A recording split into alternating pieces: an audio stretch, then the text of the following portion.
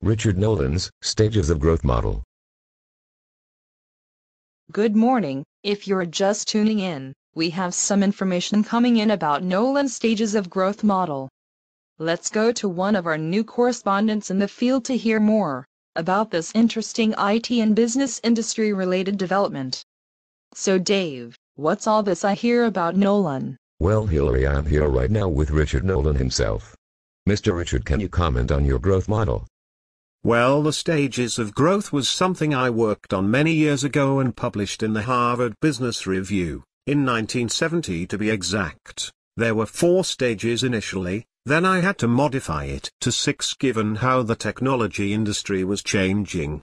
My model sums up the technological adoption process across organizations. Can you explain the stages for me? No more questions. Get out of here. Well, that was an interesting turn of events.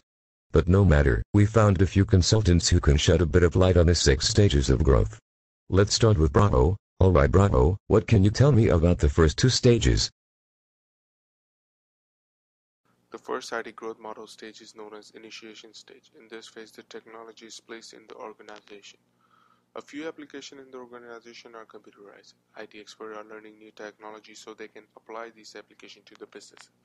There are only a small number of users in this stage. According to Nolan, the computer were introduced into the companies for very 2 reasons. The first reason is deal with the company reaching size where the administrative process cannot be accomplished without computers.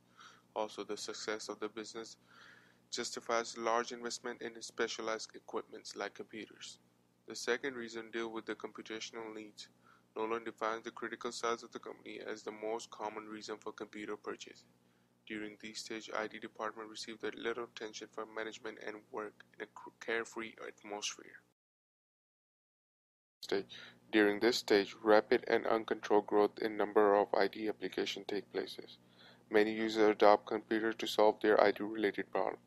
In this stage, more complicated IT applications also introduced. A problem that arises in stage 2 that project and budgetary controls are not developed. Unavoidably, this leads to saturation of existing computer capacity and more sophisticated computer systems being obtained.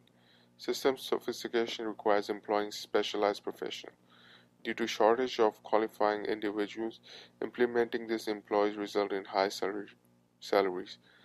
The budget of computer organization rises significantly and causes concerns for the management, although the price stage 2 is high. It is evident that planning and control of computer system is necessary. Great job Bravo. Now we have Charlie waiting to explain some of Nolan's other stages. Alright Charlie, what can you tell me about the 3rd and 4th stage? Stage 3.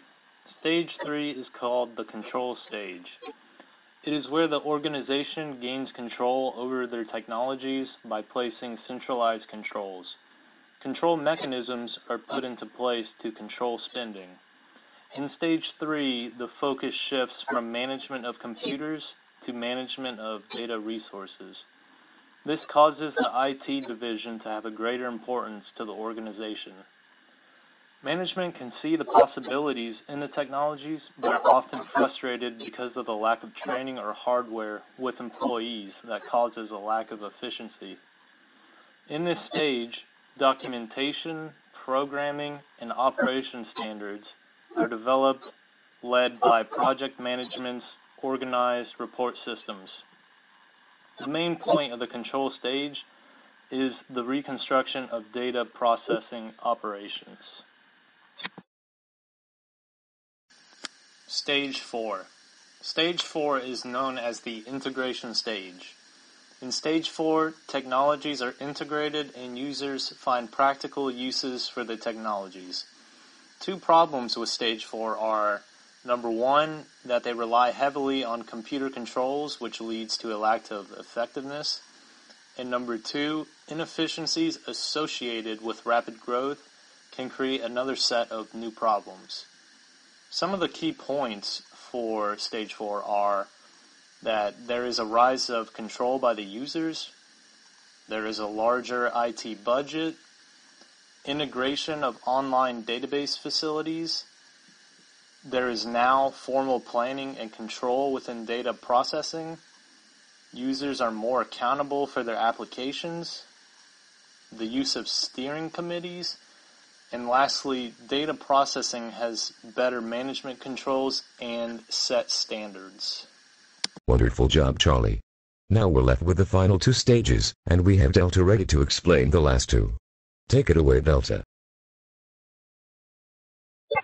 Data administration is the fifth stage in Nolan's model. It was added to the initial four stages in 1979, primarily given the proliferation of IT in organizations.